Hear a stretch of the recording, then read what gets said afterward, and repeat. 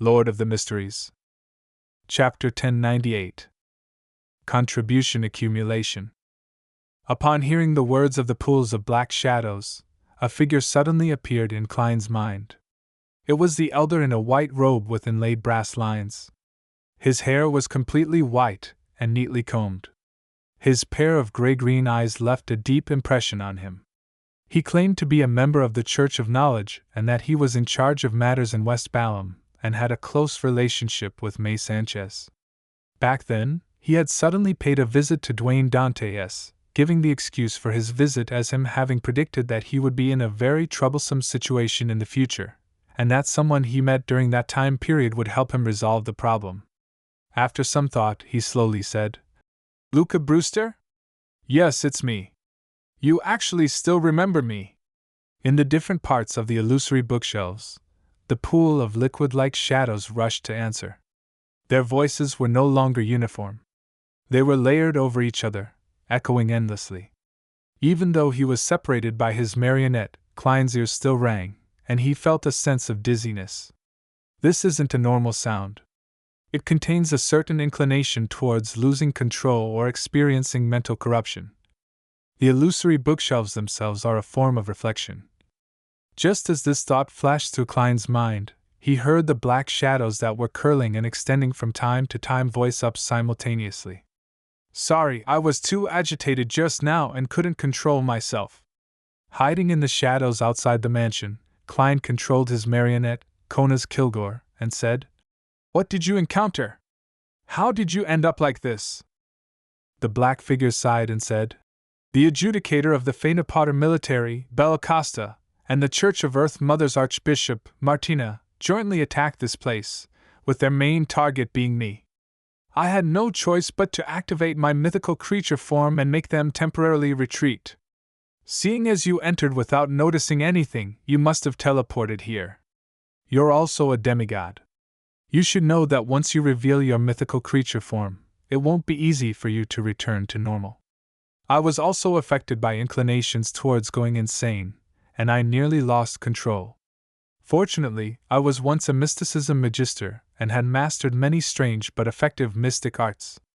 Hence, I sealed myself to a certain extent at the critical moment, and ended up like this. Sigh, this can only last for some time. The madness is still eating at me. I've already contacted the sea, and it wouldn't be long before a helper comes. However, I don't know if I can last that long. I was just thinking that this should be that very troublesome conundrum in the prophecy, and I was wondering if the person who could help me solve this problem would appear. I'm so happy that you're here. This proves that my prediction and interpretation wasn't wrong. This has improved my mental state. He really is a demigod who's determined to see his predictions succeed. If I were to turn around and leave at this moment, would you just break down and lose control on the spot?" After lampooning silently in his heart, Klein began thinking about the key information that was revealed by Luca Brewster. The Pater Military and the Church of Earth Mother had begun taking action. He then got his marionette, Konas Kilgore, to take out a gold coin and flick it before reaching out to catch it. From what he knew, the clergymen of the 7 churches were focused on maintaining order and ensuring the safety of their believers, regardless of the situation. From this angle, it was impossible for Luca Brewster to be a devil or a demon. As for the impression that Vice Admiral Iceberg and Detective Isengard Stanton gave him, it made him feel that the Church of Knowledge wasn't too bad. He felt that, other than their habitual discrimination against people with low intelligence and those who were not fond of studying, there was nothing wrong with their actions and style. This is also the reason why they're unable to develop and expand. They can only stay in a few small countries. Klein didn't look at the result from flipping the gold coin. He mumbled a few words before saying, "How can I help you?"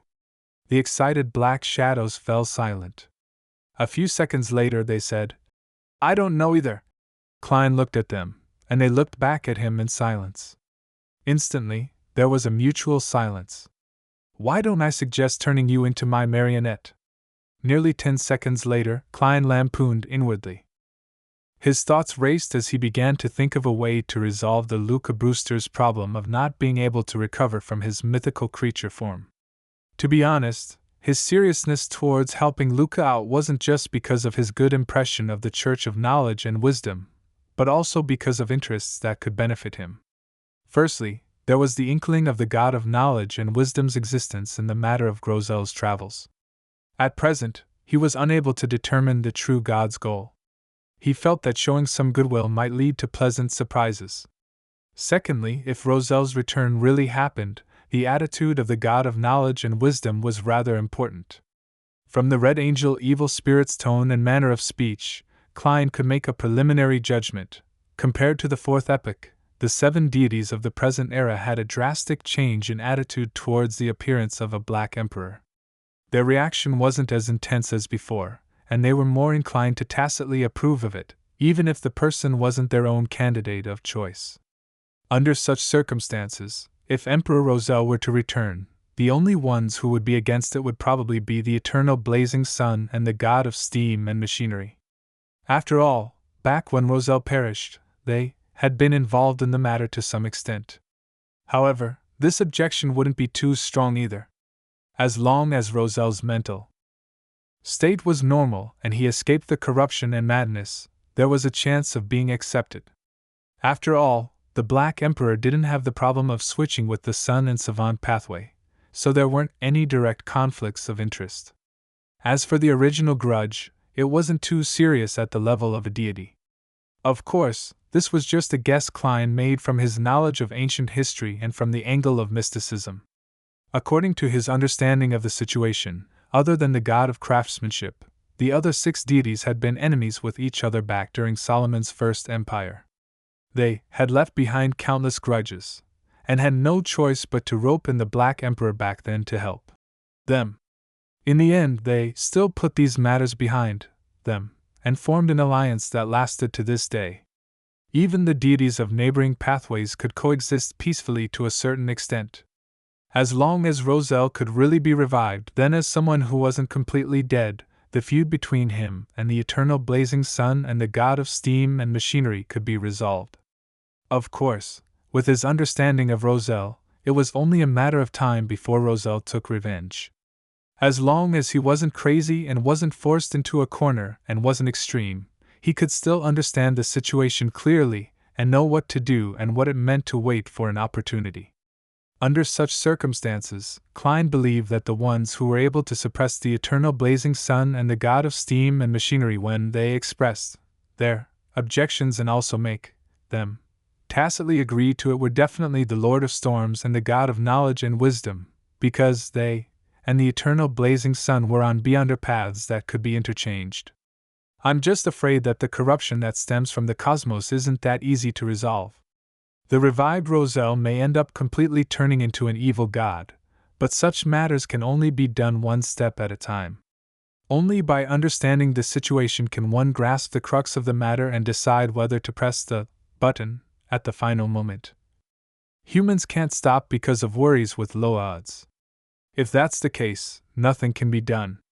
Even drinking a mouthful of water might lead to the descent of an evil god. Similarly, what are the reactions of the various parties towards Rosel's return, and how intense would they be? This will require me to wait and make further observations before I can find the most acceptable solution for everyone. At the moment, causing damage during the ritual at the critical moment has the highest chance of success. As his thoughts raced, Klein looked at the pool of dark shadows and slowly said, "How long can you last?" Luca Brewster observed his condition and said, 7 minutes. I thought you were going to say 7, 6, 5, 4, 3. After lampooning, Klein said, "I'll get you a psychiatrist." As he spoke, he retreated a few hundred meters out of the shadows of May Sanchez's residence. Then, he set up a ritual and sacrificed creeping hunger above the gray fog.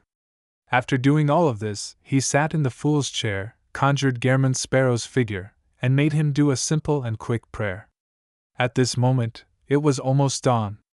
As for Audrey, who had been busy with charity work, she had yet to sleep.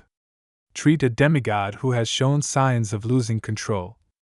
I can accumulate more merit points as well. Audrey put down the fountain pen in her hand and put on a white cloak with golden patterns. Just like the previous mission, she set up a ritual to receive creeping hunger and wore lie, which was in the form of a silver mask. Under the protection of Angel's embrace, she teleported to the May Sanchez mansion in West Balham according to the map provided by Gehrman's Sparrow. The difference this time was that, due to her facing a demigod, not only was she wearing a mask, she had also used lie to adjust her figure, aura, and appearance under the mask. Then she saw Mr. World, in the form of Dwayne Dantes. That demigod has broken down into pools of black liquid. Try not to communicate with his body of heart and mind directly.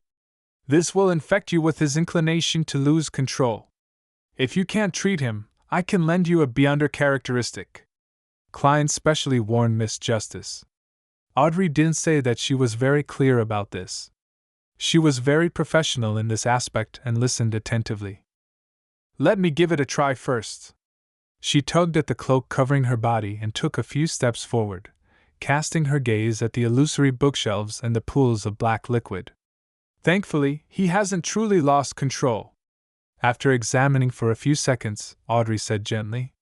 Accompanied by her calm and powerful words, an invisible wind of placate began to blow. The frequency at which the pools of black liquid curled up and stretched began to decrease as the sense of anxiety weakened. Audrey used placate a few more times. It was only when Luca Brewster's mental state was completely stabilized, and he had the ability to cooperate, did she get him to open up his mind and receive the treatment. And she took the opportunity to open the door to the demigod's body of heart and mind. She split her use of placate into multiple treatments during the process of purifying the corruption. She planted psychological cues, cueing Luca Brewster into believing that everything was fine, allowing him to easily converge his mythical creature form and turn back into a human. The reason for splitting up the process was because if Audrey was affected by the slightest bit of corruption and the negative effects, then she would immediately retreat and resolve her mental problems first. Finally, she completed the treatment and cues before taking a few steps back. Your Excellency, you can remove your mythical creature form. The moment she finished speaking, the illusory bookshelves in the hall vanished. The pools of black liquid gathered together like life, taking on a human form. The black colors quickly faded away, turning back into Luca Brewster's original form. He sighed and said with a smile, "Thank you very much. When I saw a Sequence 5 spectator come over, I thought that I would become the main ingredient for her switching to another pathway." This old man's words are so direct. I don't even know how to respond to his words. Klein turned his head to look at Justice Audrey. He realized that her eyes were closed tightly. Klein opened his mouth to respond to Luca Brewster. Don't worry. What you need the most right now is a set of clothes.